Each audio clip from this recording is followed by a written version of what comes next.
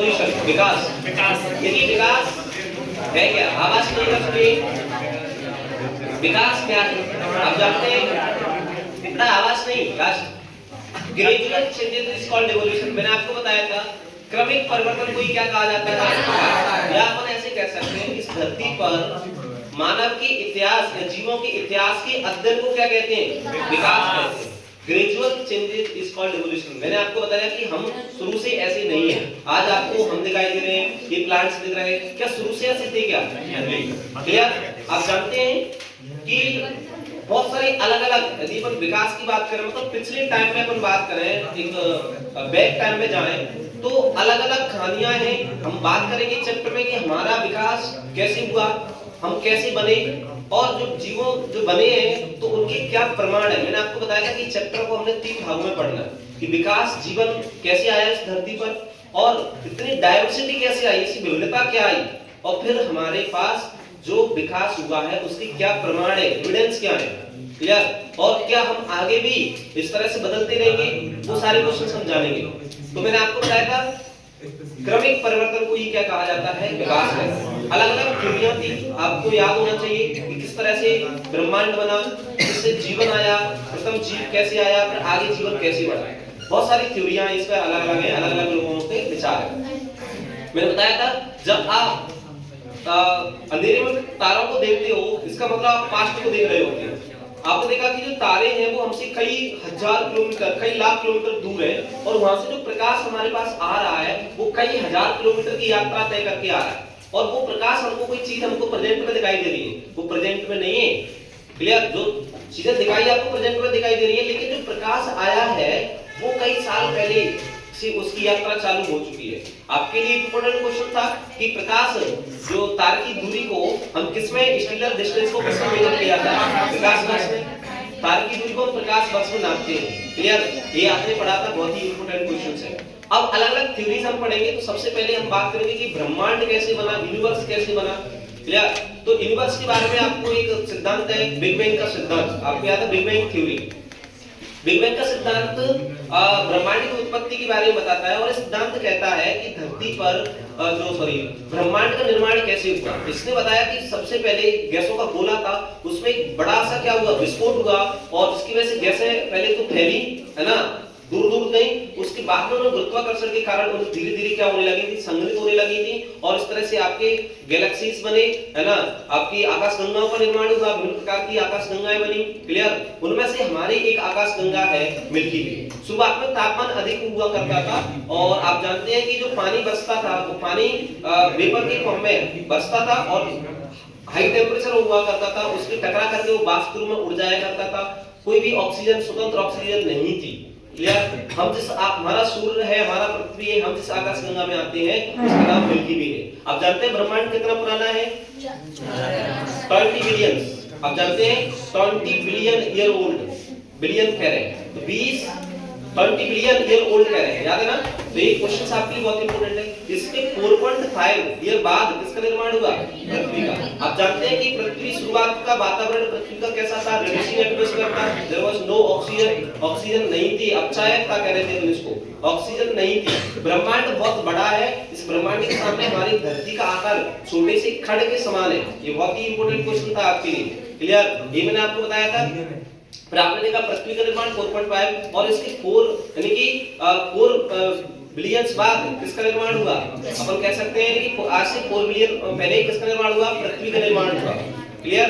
पृथ्वी पर जीवन आया ऐसे कह सकते हैं। क्लियर? ये सारी बातें थी। अब अपन बात करेंगे कि धरती पर जीवन कहां से आया, इसके लिए भी अलग अलग सिद्धांत थे। तो सबसे पहले आपने देखा था पेनिस्पर्मिया का सिद्धांत, सर्वबीजाणु का सिद्धांत। सर्वबीजाणु का सिद्धांत ये कहता है कि जीवन धरती पर किसी दूसरे प्लेनेट से आया है, बीजाणु के रूप में आया है और यहाँ पर आकर के गिर गया है और इस तरह से जीवन बन गया है। बहुत सारे साइंटिस्ट उस समय पर इसमें विश्वास करते थे, क्लियर, मानते थे, लेकिन आप जानते हैं इसके हमारे पास कोई प्रमाण नहीं मिले, इसलिए इसको रिजेक्ट कर दिया गया था। इसके बाद जो सिद्धांत आया वो था, आप जानते हैं, स्पॉन्टेनियस जनरेशन।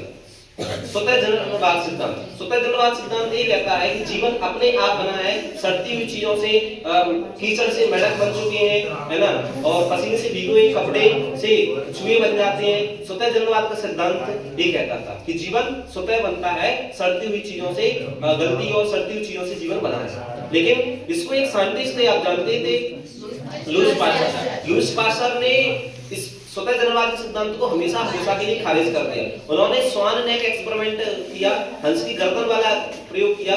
उन्होंने एक ईस्ट लिया, गरम मृत ईस्ट लिया, उसको अच्छे से बॉईल कर लिया और उसको एक अपन कह सकते हैं प्लास्क में भर दिया, जिसमें स्वान या एस के आकार की गर्दन की नली उसमें लगी थी, और उसको देखा।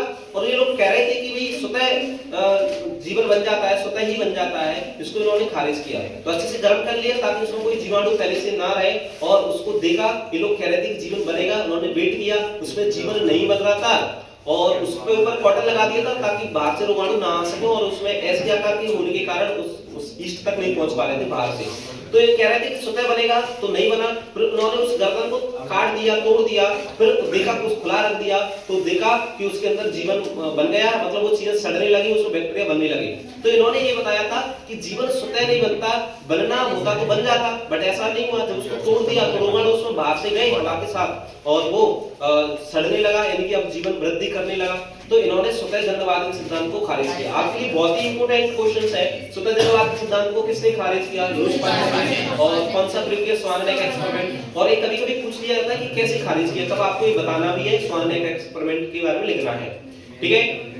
इसके बाद एक फेवर करते थे, आप जानते हैं जीवात्म जनन, बायोजेनेसिस के बारे में ये बताते थे कि जीवन पहले से उपस्थित जीवन से ही बनता है, ये लुईस पास्चर कहते थे। क्लियर? लेकिन अभी भी ये आंसर नहीं आया कि प्रथम कोश का कहां से आई। ये कहते थे कि जीवन स्वतः नहीं बनता, पहले से उपस्थित जीवन से ही नया बना है। लुईस पास्चर कहते थे जीवात्म जनन, बायोजेनेसिस, लेकिन एक आंसर नहीं था कि जीवन प्रथम कोश का कहां से आई, अभी आंसर नहीं था। तो इसके बाद आप जानते हैं रसायन विकासवाद, केमिकल इवोल्यूशन, ऑपेरन और हाल्डान ने दिया, और इसका एक्सपेरिमेंट। और आप जानते हैं ऑपेरन हाल्डान ने यही बताया था कि जीवन जो बनता है वो अकार्बनिक चीजों से बना है। अकार्बनिक चीजों से कार्बनिक चीजें बनी, सरल कार्बनिक चीजें बनी, और इन कार्बनिक कणों से धीरे धीरे आपकी शर्करा बनी, आपके डीएनए आरएनए बने, क्षार बन गए, और इस तरह से प्रथम कोश का यानी कि आरएनए बन गया होगा, उसके बाहर प्रोटीन की कवरिंग वगैरह बन गई होगी, और इस तरह से यानी कि प्रथम कोश का बनी, जिसको अपन वायरस भी कहते हैं, और इस तरह से जीवन बना।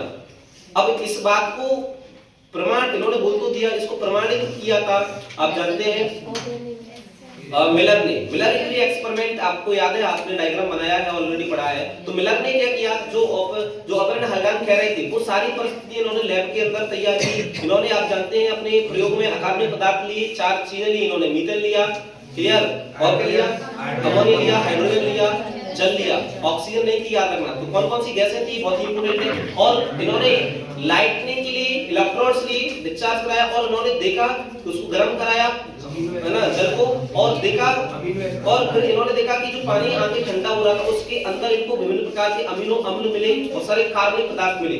तो और बार-बार इन्होंने 800 डिग्री सेल्सियस को गर्म कराया, फिर पानी को गर्म किया, फिर पानी ऊपर जाता था, फिर वहां से टकराता था, इलेक्ट्रॉन्स मिलते थे, फिर नीचे आता था, इस तरह से चलता रहा। और इन्होंने देखा कि जो बॉयल जो पानी है, ठंडा पानी है, उसके अंदर अब इनको कार्बनिक पदार्थ मिले। इन्होंने लिए क्या थे, अकार्बनिक पदार्थ, और मिल क्या रहे, विभिन्न प्रकार के अमीनो अम्ल, विभिन्न प्रकार की शर्करा इनको मिली इसमें। तो इन्होंने एक बताया कि जो ऑपेरन हाल्डान कह रहे हैं वो बिल्कुल सही कह रहे हैं, ऐसा ही हुआ होगा। तो इन्होंने रासायनिक विकासवाद, और फाइनली लोगों ने, क्योंकि इसके समझ में, इसके फेवर में क्या मिल चुके थे, प्रमाण मिल चुके थे, तो लोगों ने किसको एक्सेप्ट कर लिया, लोगों ने रसायन विकासवाद को, यानी कि केमिकल इवोल्यूशन को एक्सेप्ट कर लिया था, और इनकी बात मान ली थी। और आपके लिए क्वेश्चन क्या है, मिलर यूरी एक्सपेरिमेंट का डायग्राम आपके लिए बहुत ही इंपॉर्टेंट, ओके। इसके बाद हमने पढ़ा था, तो ये हमने जाना, है ना। इसके बाद हमने देखा था कि भाई ये तो बता दिया कि जीवन ऐसे बना है, जो खानियां थी कह रहे थे ऑटोमेटिक बन जाता है, ये बन जाता है, इन सारी चीजों को रिजेक्ट कर दिया था। एक सिद्धांत और था, विशिष्ट सृष्टिवाद का सिद्धांत। विशिष्ट सृष्टिवाद का सिद्धांत ये कहता है, देखिए सभी अलग-अलग धर्मों में इसको अपने अपने हिसाब से समझाया जाता है ना। हिंदू मिथोलॉजी कहती है कि सब कुछ ब्रह्मा जी ने बनाया है, गॉड ब्रह्मा ने बनाया है। मुस्लिम मिथोलॉजी कहती है कि सब कुछ अल्लाह ने बनाया है। क्रिश्चियन लोग अपना अलग कहते हैं, तो सबका अलग-अलग मत था। और फाइनली इसमें इन विचारों में परिवर्तन आए। आप जानते हैं कि डार्विन जो थे, आपने सुना चार्ल्स डार्विन एक बहुत ही बड़े साइंटिस्ट थे और ये एक यात्रा करने गए थे गैलापागोस आइलैंड, और गैलापागोस आइलैंड पर वहां रुके और इनकी जहाज का नाम था एचएमएस बीगल। एचएमएस बीगल था। एचएमएस बीगल जहाज पे यात्रा करने के बाद वहां पर उन्होंने देखा कुछ चिड़ियों पर अध्ययन किया और उनको डार्विन फिंचेस के नाम से जाना जाता है। इन्होंने देखा था कि भाई वहां पर जो चिड़ियां थी, उन्होंने देखा कि उनकी चोंच में डिफरेंस है, क्लियर, और पहले वो एक ही थी बट वहां पर वो अलग-अलग चीजें खाने लगी।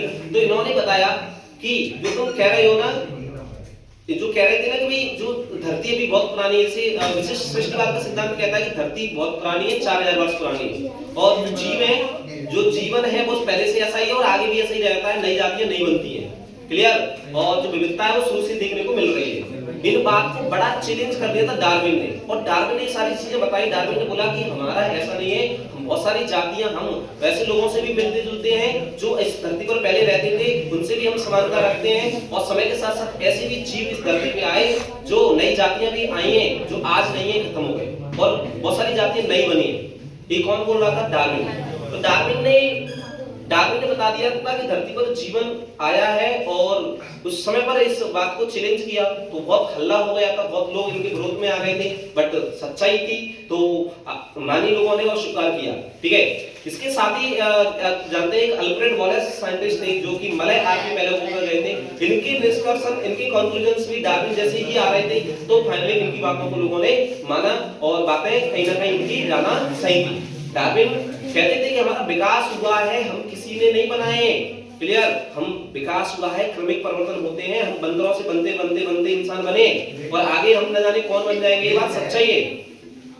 लोग आपने देखा धर्मों के पीछे लड़ते रहते हैं, इसके नाम पर उसके नाम पर लोगों का एक दूसरे को नीचा दिखाने का प्रयास करते हैं। ये सारी चीजें गलत है। मैंने आपको बताया था हमारा इवोल्यूशन हुआ है, विकास हुआ है, ये बात सच्चाई है, लोगों को मानना पड़ेगा, ठीक है। तो आपने देखा डार्विन के बाद हमने ये सारी चीजें देखी। इसके बाद हमने देखे थे कि प्रमाण, अब बातें तो हो गई थी, अब इन्होंने बताया कि भाई प्रमाण दिखाइए, क्या प्रमाण है। तो हमको विभिन्न प्रकार के प्रमाण मिलते हैं। आपने देखा हमको चट्टानों से फॉसिल्स के अंदर जीवाश्म मिले। जीवाश्म जानते हैं जीवों के भाग होते हैं जो चट्टानों के नीचे दब जाते हैं और वो आज कठोर अवशेष के रूप में उपलब्ध रहते हैं। जितना पुरानी चट्टान उसके जो जितना जाना नीचे होगा उतना जाना पुराना जीवाश्म होगा। जीवाश्मों के अध्ययन को आप जानते हैं पैलेंटोलॉजी कहते हैं। जीवाश्म क्या है ये सारी चीजें मैंने आपको बता दी थी। पैलेंटोलॉजिकल एविडेंस इनको कहते हैं। इसके बाद आपने देखा था एम्ब्रियोलॉजिकल एविडेंस, भ्रूणी प्रमाण हमको मिले, है ना। भ्रूणी प्रमाण किसने दिए? अर्नेस्ट हेंगल। तो ये आपको याद है भ्रूणी प्रमाण ये बताते हैं कि हम सबके भ्रूण, चाहे मनुष्य का भ्रूण हो, चाहे अपन खरगोश का भ्रूण की बात करें, चाहे गाय का भ्रूण की बात करें, चाहे एक सुअर के भ्रूण की बात करें, भ्रूणी अवस्था में हम सब समान हैं। हम सबके पास पेल्स है, पूंछ है और हम सबके पास गिल्स है। और ये इस बात को बताती है कि हमारे पूर्वज क्या हैं? समान है। क्लियर? हमारे सभी के पूर्वज समान है। इंसान तो छोड़ो, इन जानवरों के साथ में, इन सुअरों के साथ में हम सबके पूर्वज समान रहे। मछली के साथ में इनके सबके आप देखेंगे भ्रूणी अवस्था में तो हम समान रहे। एक प्रमाण है हमारे पास, इस बात को बताता है कि हमारा विकास हुआ है। क्लियर? तो ये मैंने आपको बताया। इसके बाद आपने देखा आकार की, देखिए आपने कुछ समजात अंग, समृद्धि अंग देखे थे। आपको याद है समजात अंग ऐसे अंग जिनकी संरचना समान है और कार्य अलग अलग है, वो समजात अंग कहलाते थे। उदाहरण आपने देखा था जंतु में मनुष्य के हाथ, है ना, आप समकालीन के पंख, है ना, आप जानते हैं जो चीता के पैर। क्लियर? तो एक किसके उदाहरण थे? बोलो। समजात के, भेड़ के पंख। ये आपने देखा कि समजात अंग है। अब इसमें क्यों समान कह रहे हैं इनको? संरचना समान है, कार्य अलग अलग। किस बात में समान है? इनके हड्डियों का पैटर्न। आपने देखा सब में ह्यूमरस है, रेडियस है, अल्ना है, कार्पल्स है, मेटाकार्पल्स है और फैलेंजिस है। सब में हड्डियों का पैटर्न सेम है। क्लियर? इसलिए इनको, और ये बताता है कि कहीं ना कहीं हमारे पूर्वज समान रहे होंगे। और आप जानते हैं समजात अंग समान पूर्वजों को दर्शाते हैं, कॉमन एंसेस्ट्री। और समजात अंग आप जानते हैं कौन से विकास को? Divergent evolution. मतलब इनके पूर्वज समान रहे लेकिन वो अलग अलग कार्य के लिए रूपांतरित हुए हैं। Divergent evolution. पौधों में इसका उदाहरण कौन था समजात अंगों का? बोगनविलिया के कांटे और कुकुरबिटा के प्रतान। आप जानते हैं दोनों ही तने का रूपांतरण है। जो कुकुरबिटा के प्रतान है ना, वो आप जानते हैं चढ़ने के लिए, सपोर्ट के लिए, सहारा देने के लिए रूपांतरण है, और बोगनविलिया के कांटे सुरक्षा के लिए। ठीक है? इसके बाद हमने बात की थी समृद्धि अंग। समृद्धि अंग ऐसे अंग होते हैं जिनकी संरचना क्या होती है? अलग अलग, है ना, क्या होते हैं?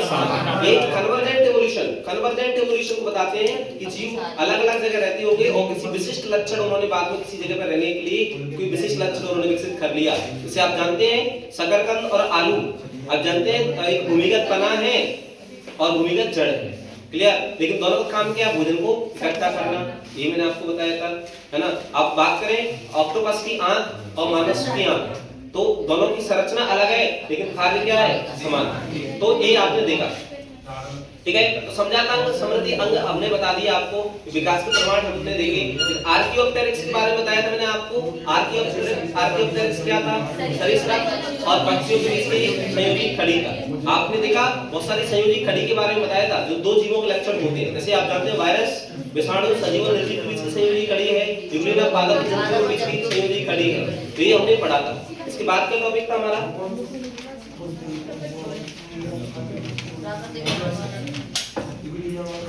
आप जानते हैं नेचुरल सिलेक्शन। प्राकृतिक वर्णन का एग्जांपल कहां से आया? इंग्लैंड से आया। आप जानते हैं औद्योगिकरण से पहले, यानी कि 1920 से पहले, आप जानते हैं इंग्लैंड के अंदर जो श्वेत सलवों की संख्या अधिक थी, क्योंकि वातावरण कैसा था?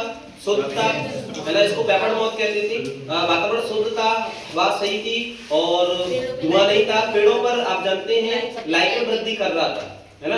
तो आपने कहा था श्वेत सलवों की संख्या ज्यादा थी, तो चिड़िया होती थी वो श्वेत सलवों को नहीं खा पाती थी और खाली वाली सलब होते थे उनको वो खा जाती थी।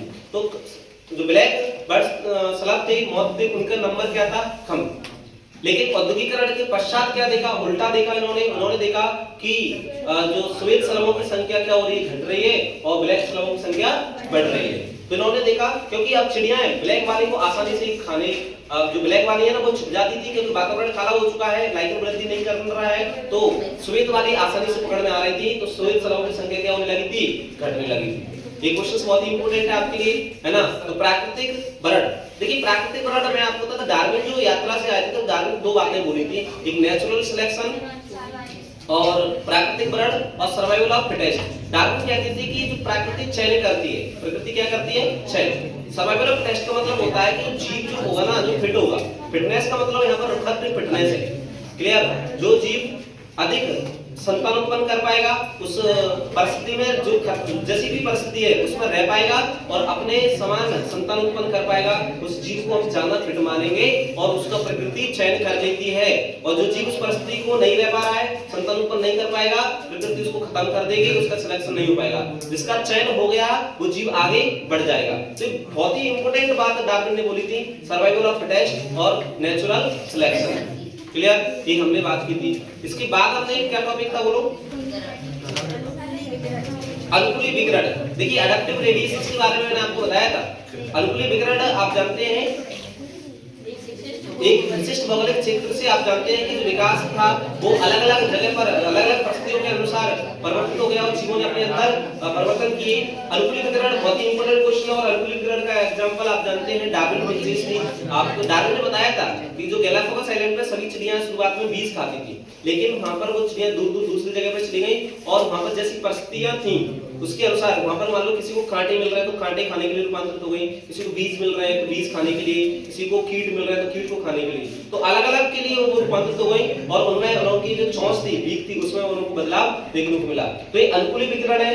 आपने देखा डार्विन फिंचेस और ऑस्ट्रेलियाई मार्सुपियल्स जिसके एग्जांपल्स थे।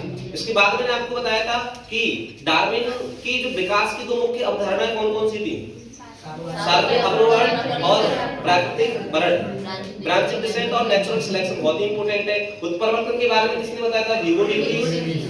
किसमें काम किया? इवनिंग प्रोग्राम का बात किया। आपको याद होना चाहिए साल्टेशन के बारे में किसने बताया था? ह्यूगो डिग्रीज ने। ह्यूगो डिग्रीज कहते थे कि विकास के लिए म्यूटेशन उत्परिवर्तन जिम्मेदार है और साल्टेशन का मतलब क्या था? Single step large mutation, single step large mutation, that is called saltation. ये बहुत ही इंपॉर्टेंट है। यानी कि ह्यूगो डिग्रीज ये कहते थे कि विकास जीवों को हुआ है वो अचानक से हो जाता है, उनमें बहुत अधिक परिवर्तन हो जाते हैं। लेकिन डार्विन ये कहते थे कि जो उत्परिवर्तन है वो धीरे-धीरे होते हैं, क्रमिक होते हैं, क्लियर, रैंडम नहीं होते हैं। तो ये इन्होंने बताया था, क्लियर। तो पहले ये इन्होंने देखा था कि इसके लिए ह्यूगो डिग्रीज के लिए विकास की जाति की उत्पत्ति के लिए कौन जिम्मेदार होता है? उत्परिवर्तन। साल्टेशन किससे रिलेटेड है ये आपको बता दिया था। इसके बाद हमने और क्या जाना था बोलो, ये सारी चीजें पढ़ी। आगे क्या था बोलो, नेक्स्ट टॉपिक हार्डविलर प्रिंसिपल। ध्यान से सुनिए, देखिए हार्डविलर प्रिंसिपल ये कहता था कि इन्होंने देखा था हार्डविलर प्रिंसिपल, हार्डी और वीवर को साइंटिस्ट थे, इन्होंने ये बताया था कि इन्होंने पॉपुलेशन का अध्ययन किया और उन्होंने देखा था कि पॉपुलेशन का किस तरह से वृद्धि हो रही है, किस तरह से उसमें परिवर्तन आ रहे हैं। इन्होंने देखा था कि यदि कोई पॉपुलेशन कुछ परिस्थितियां होती हैं तो उसमें वो समान बनी रहती है, मतलब उसमें उसका विकास ज्यादातर कैसा रहता है, स्थिर रहता है, इसका हम पता लगा सकते हैं। तो हार्डी-वीवर की इक्वेशन आप जानते हैं p square plus 2pp plus t square equal to 1, याद है।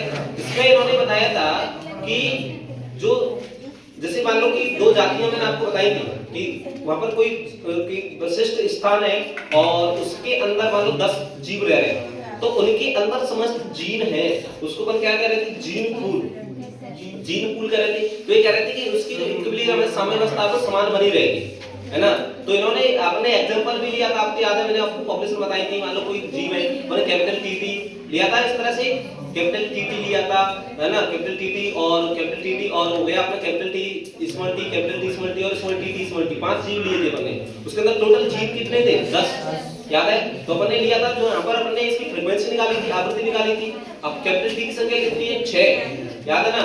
और अपने एग्जांपल दिया था मैंने उस टाइम पर आपको, तो आपने देखा था कि भाई जो अब फ्रीक्वेंसी अपन को निकालनी है तो टोटल कितने हैं, 10, और इसमें से आपने देखा ये कितने हैं, 6, तो कितना आएगा 0.6, कैपिटल टी की आवृत्ति कितनी हो जाएगी, 6। इसको अपन पी से डिनोट कर रहे थे, याद करो, है ना।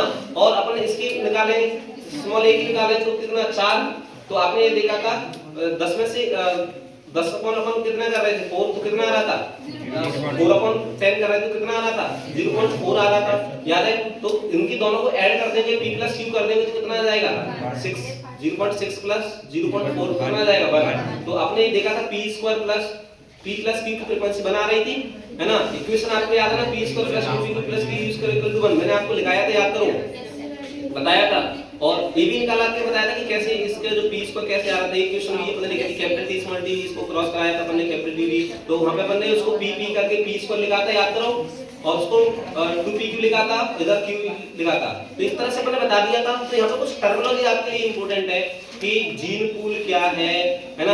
अब आपके लिए एक इंपॉर्टेंट क्वेश्चन है कि हार्डी-वीवर सिद्धांत कौन-कौन से कारक प्रभावित करते हैं, कौन-कौन से कारक प्रभावित करते हैं, क्या-क्या नहीं होना चाहिए, जीन पलायन हो गया, अपना जेनेटिक ड्रिफ्ट हो गया, और म्यूटेशन हो गया, ठीक है, और नेचुरल सिलेक्शन हो गया। ये कुछ कारक है जो हार्डी-वीवर की इक्वेशन को प्रभावित करते हैं। अब यहाँ पर कुछ इंपॉर्टेंट टर्म है, देखो मैंने आपको बताया था जीन फ्लो। जीन फ्लो क्या होता है, जीन पूल तो अभी बता दिया, एक विशिष्ट स्थान पर संख्या के अंदर उपस्थित समस्त जीनों की संख्या को जीन पूल कहते हैं, क्लियर। आपने कहा था जीन फ्लो किसे कहते हैं, मैंने आपको बताया था कि कोई जनसंख्या की जीव जो है ना, पॉपुलेशन, वो बार-बार बाहर चले गए, फिर वो जनसंख्या आकर उसमें जन्म करने लगे, फिर उसके चले गए, इस तरह से जीव फ्लो होता है।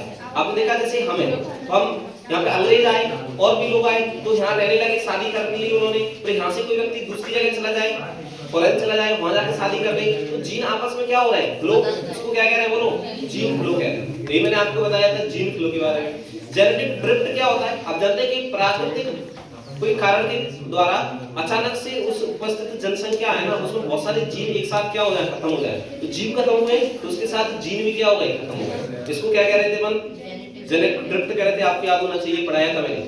तीसरा मैंने आपको बताया था कि ये हो गया फाउंडर इफेक्ट के बारे में बताया था। फाउंडर इफेक्ट आपने देखा था कि कोई पॉपुलेशन है, उसमें से कोई जीव निकल के बाहर चले गए और वहां पर उन जैसी पॉपुलेशन पूरी एक नई बन चुकी है, इसको पर क्या कह रहे थे, फाउंडर इफेक्ट। ये बहुत ही इंपॉर्टेंट क्वेश्चन है, तो ये सारी चीजें मैंने आपको बताई थी। इसके बाद मैंने आपको बताया था ह्यूमन एवोल्यूशन के बारे में, ठीक है।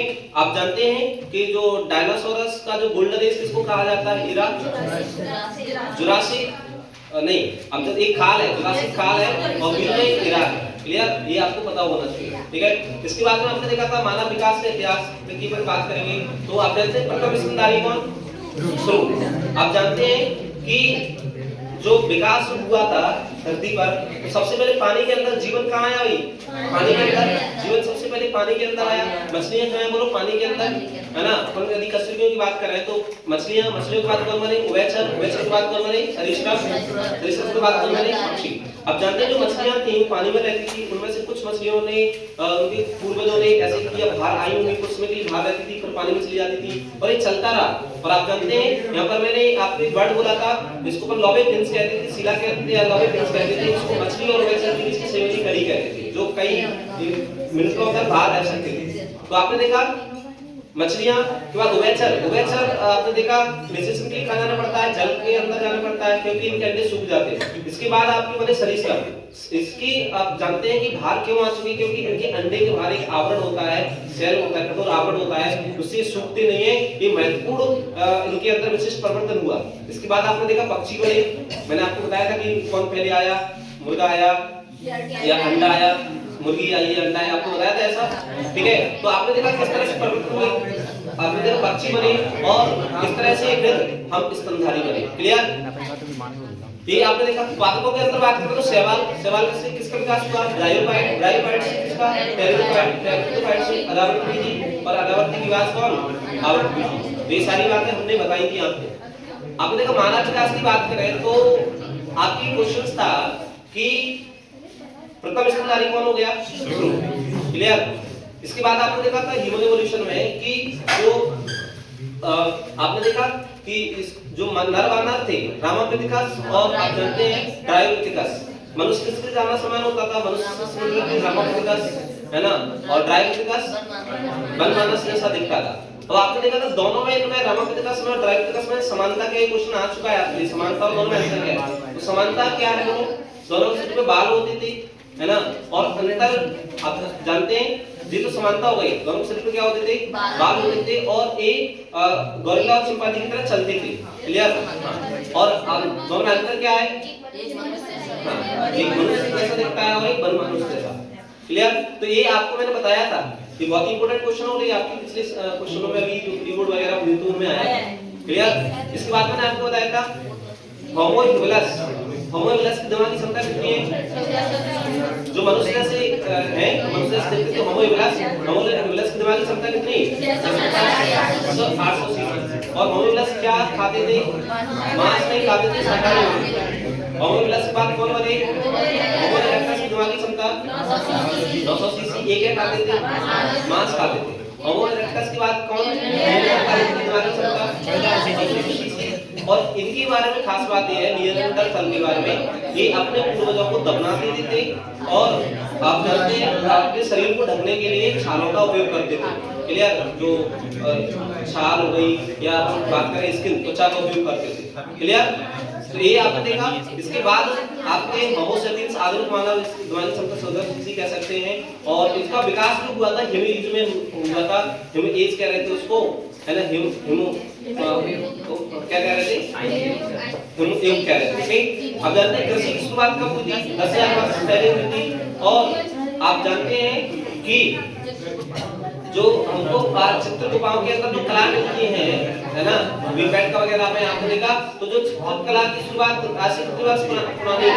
18,000 वर्ष पहले की हमको चित्रकला मिलती है। क्लियर? तो चैप्टर में सारी बातें थी। क्लियर?